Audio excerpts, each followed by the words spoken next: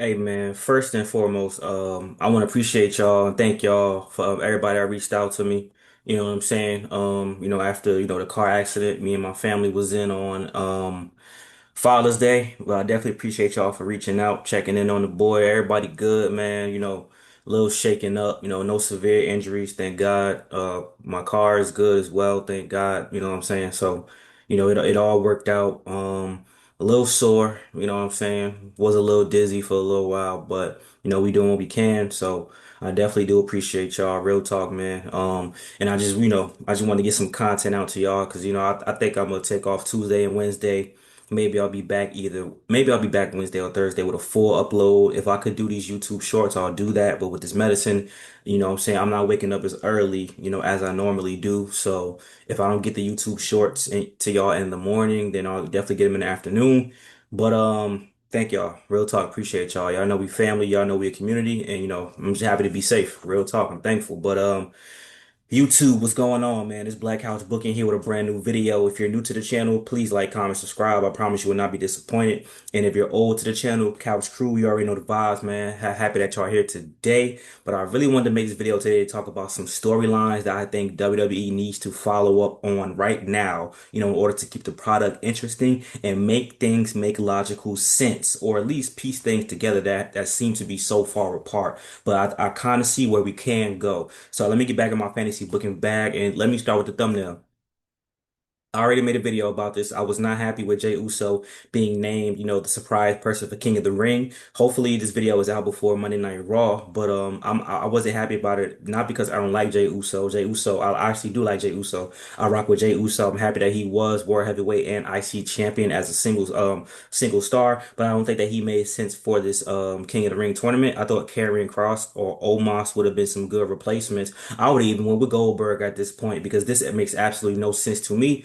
But what if we can flip the script and really change things? You see, Karrion Kross can still play a pivotal role in this. Sami Zayn did advance. Karrion Kross did tell Sami Zayn that, bruh, you're never gonna be world champion. You a bum because you keep doing the right thing. You need to turn heel, basically. Wait a minute. What if before the match, bear with me, before the match, the Fatal 4-Way, Karrion Kross sees Jay backstage.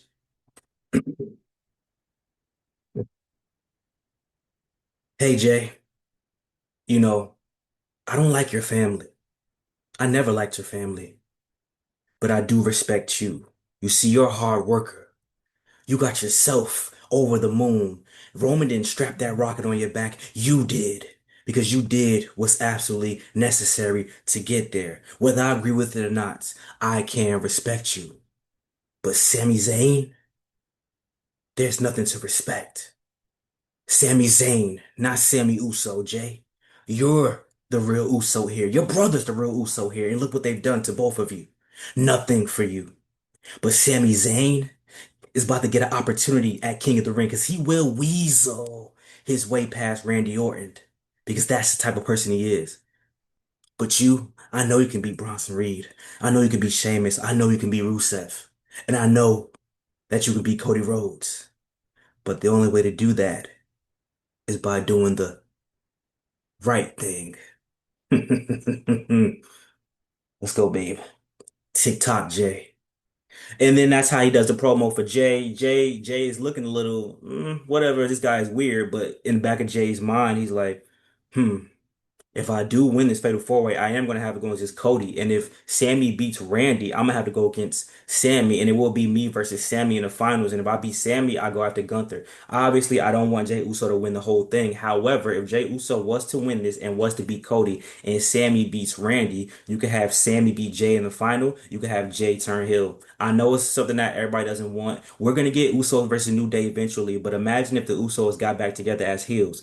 I think the vibe is the Roman Reigns as the OTC as a babyface not really working. His best work was a heel work. And when Jey Uso, was the Jey Uso penitentiary or Jey Uso right hand man, even if it doesn't get as over as Yeet and all that type of stuff, that was still his best work to me. The right hand man, Jey Uso, was probably the most natural promo, most natural character. The right hand man, Jey Uso, main event, Jey Uso going against Roman Reigns, all of that before the Yeet Jey Uso was better. The Jey Uso is more over because of merchandising and sales in the crowd and stuff like that. But if we could tap into what Jay had before that, no pressure, no world title, because I think the pressure of the world title got to him because his promos did decline. And I will say that, going through the crowd, that entrance style, he gets tired of doing that, bro. So what if we just had a fresh Jey Uso, reinvigorated, got back in the gym, got his stamina back, and then he could do what he used to do and put him back with his brother. So his brother can help him with the promos. They bounce off of each other so naturally. And then we're back in action. You could have a heel and send Jay to SmackDown. You could have the heel Usos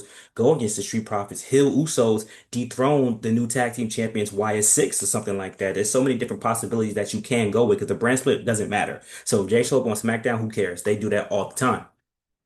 Then Karrion Cross is still the one in the background playing the background. He turned Jay, and then Sammy's like, "I'm sick of you butting your head in my business. After I beat Gunther, you can challenge me for the title."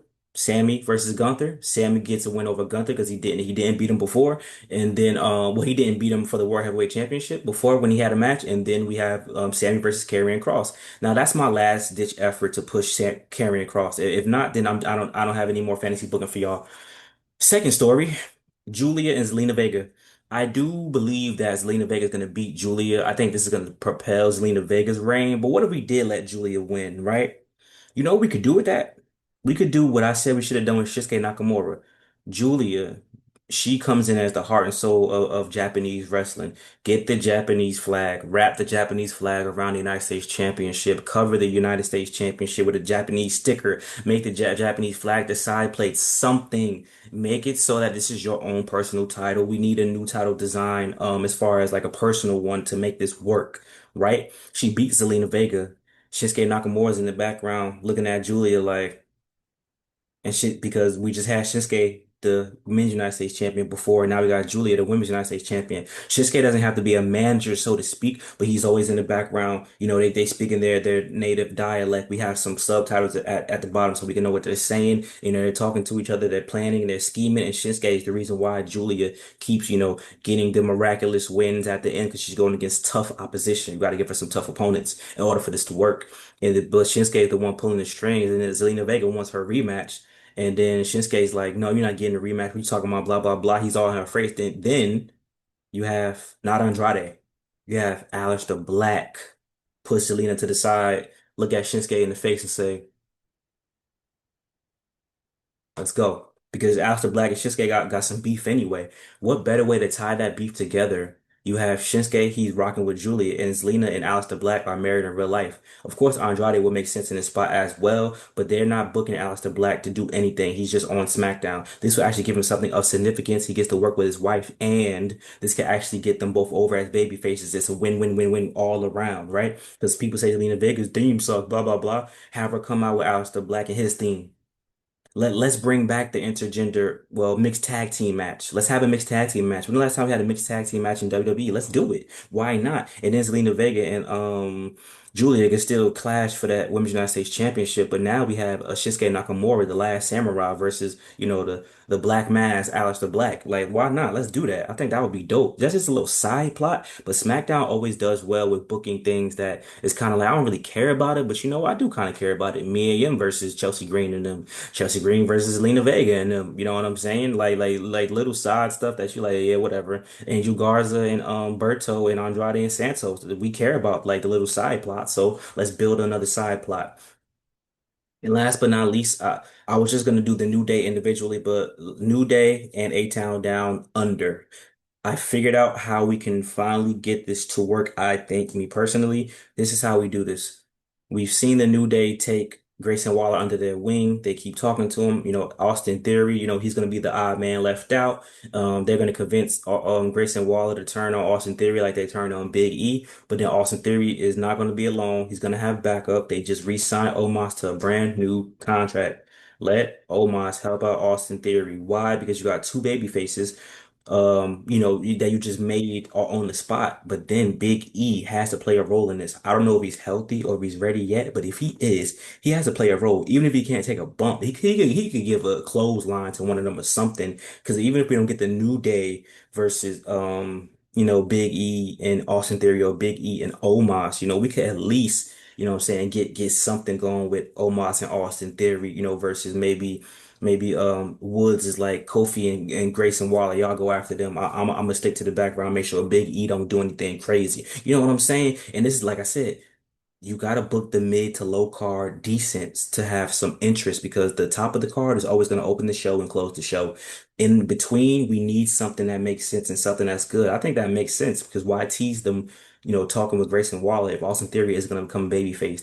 They're not going to go after the tag team championships and beat them. They're beefing as a heel tag team. So why don't we expound upon that and make something happen? And this is how you get Austin Theory as babyface. This is how you introduce Omos back and get a huge pop. And then Omos the big giant beating up on the smaller guys is great. And then Austin Theory could show his skill against Grayson Waller. Then him and Grayson can have a one-on-one match. So then their feud is done. And then if Big E is clear. You do Big E and Omos, the two big men, astronomical odds, taking out, the New Day and they take them tag team belts. And then eventually we'll get a New Day reunion somewhere down the line before those boys retire. It's simple booking. It's really not that difficult. I don't think. I'm not the smartest man in the world. But I think that all three of these stories could really use something like what I just did, and that will put us in the position to be successful. So let me know what you guys think, man. Like, comment, subscribe. Thank you for love, support as always. Hope you guys enjoyed this video today. I'll see you guys very soon. Like I said, thank you for love, support as always. I'm gonna take my rest and I'm gonna get right so I could do what I need to do. You know what I'm saying? And keep my spirits up. So thank y'all, man. Peace out.